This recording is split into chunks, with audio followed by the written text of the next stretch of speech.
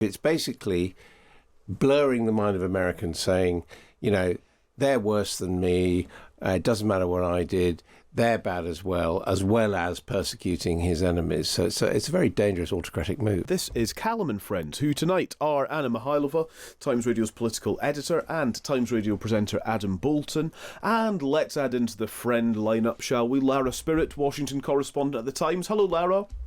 Hi, how are you? I'm very well, thank you. Lovely to speak to you. First of all, then, a bit of reaction from you, given that President Trump and Vladimir Putin of Russia have concluded their phone call, 24 hours or so before President Zelensky is due to meet President Trump at the White House.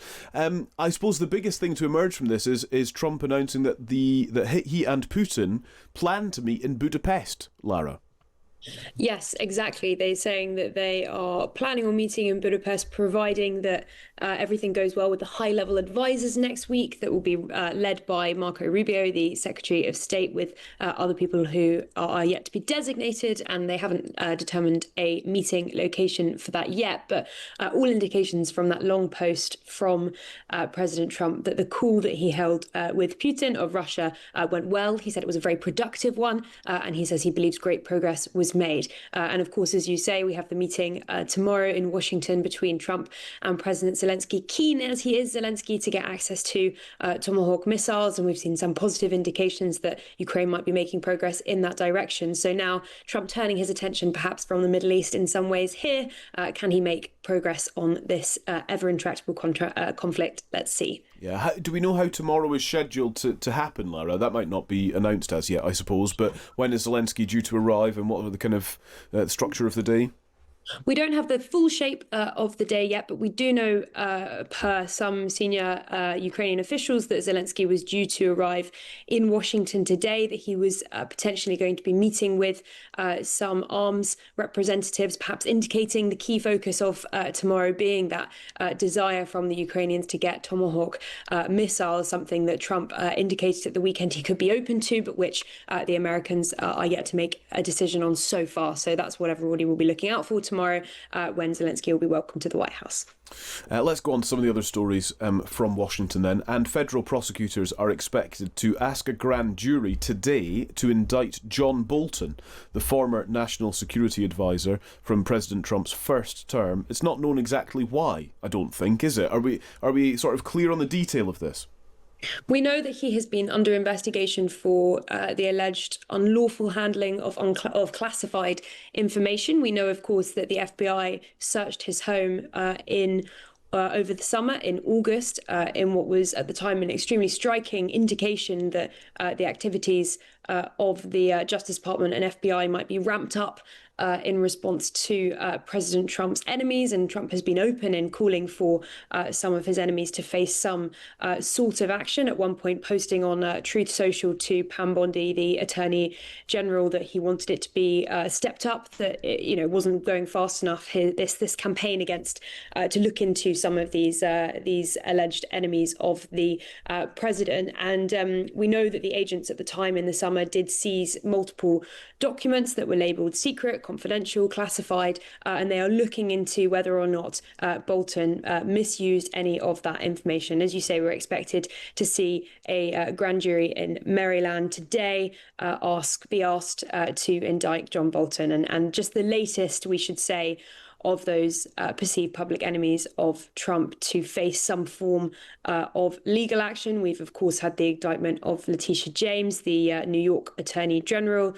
We've also seen James Comey indicted too. So this is definitely picking up pace now, and we'll be expecting perhaps some more soon too. Adam, what do you make of the kind of pursuit of John Bolton, as Lara says, the kind of latest in a list of, political enemies, in inverted commas, of Trump? Well, of course, John Bolton worked for Donald Trump in the White House briefly as National Security Advisor, but from the right has been a strong critic of Donald Trump. And what do I make of it? It's an absolute disgrace that the president is getting away with using the justice system against people he sees as enemies and openly advocating that it should go on and encouraging his officials to do that.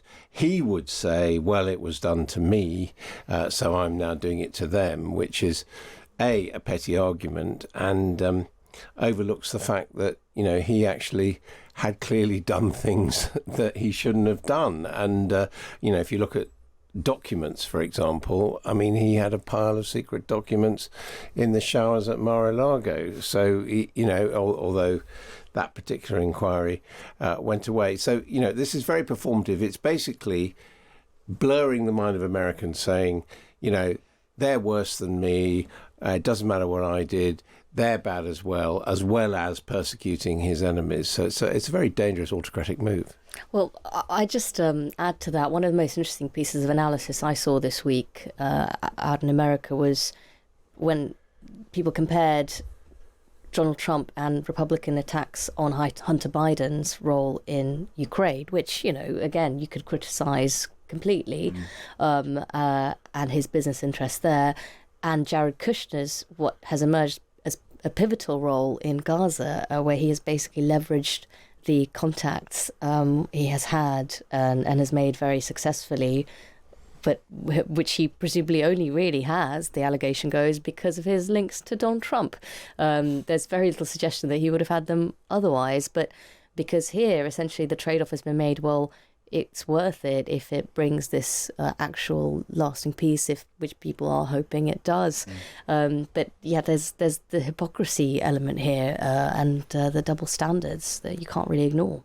Just on a related note, as we're speaking, this comes in, a quote of Donald Trump's: "If Hamas continues to kill people in Gaza," which was not, well, I'm going to say the deal, "we will have no choice but to go in and kill them," says President Trump. Yeah, the interesting question is who's we? Yeah. Is the president who's very averse to committing American forces actually saying he's going to send in American forces to fight a street battle against Hamas? I don't think so. Yeah, it seems unlikely. And to those people who laughed at Keir Starmer being in Egypt, there's pretty much no one who thinks that Donald Trump would send forces in as any kind of stabilising force.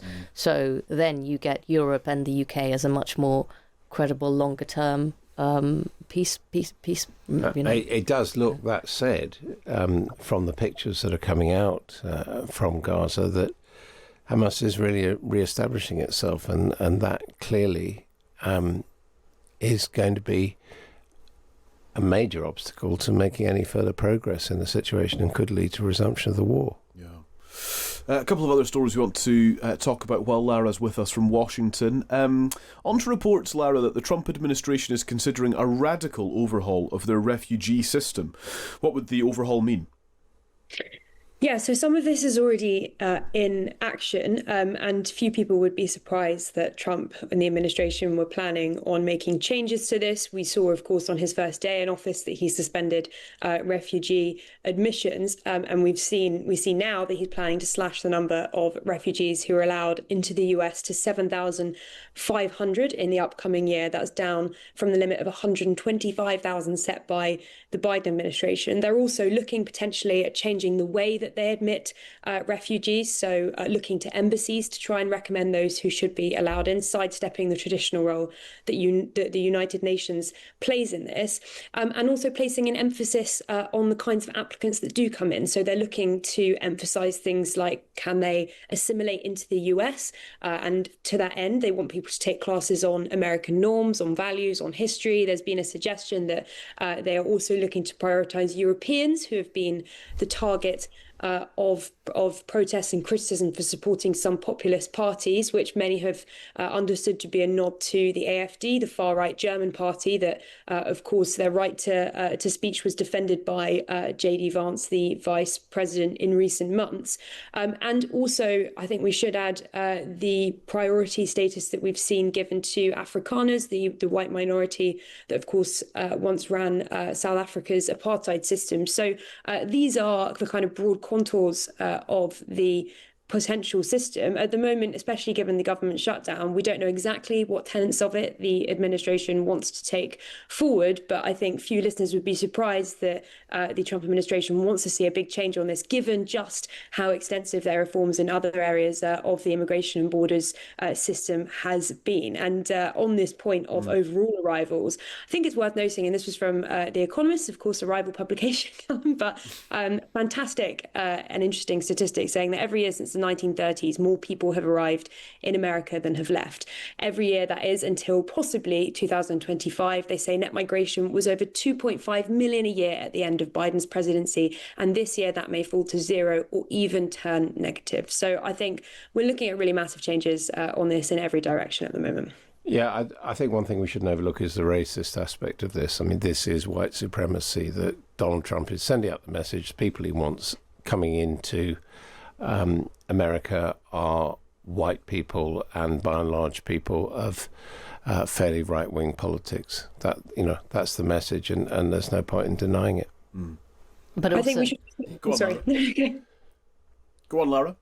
Sorry, I was just to that point. I was just going to say that it's very interesting that in these proposals that have been presented, according to the New York Times, to the administration, they are quite open about the fact that they think that refugees have had possibly a net negative impact on the US in some areas. They say they've reduced the level of social trust. They are certainly not taking this line that you do hear sometimes in other countries and from other leaders, which is to say what we've had so far has really helped this country grow and has been fantastic. But from here on in, it is no longer sustainable. They are also making an active criticism of all of what has already come, and they are diagnosing it as having been a problem in the existing state of the US, which I think is interesting and speaks perhaps to Adam's point slightly. I think whatever the criticism of the strategy, the way that Donald Trump has gone about this in the context of what's going on in Europe, it does give him that ability to come here, to come to Europe and make those statements of, you guys can't fix it, I managed to fix it. And it is resonating with people here and people in Europe. Whatever you think of the methods, people do want less migration in, and it risks increasing lurch towards those Trumpian methods, I think. Yeah, remember, America is supposed to be a nation of immigrants and the great melting pot and all that. Making America great again doesn't follow in that historic tradition. Yeah. Lara, thank you so much for your time. Great to have you on. Thank you. We'll speak again soon. That is Washington correspondent for The Times, Lara Spirit.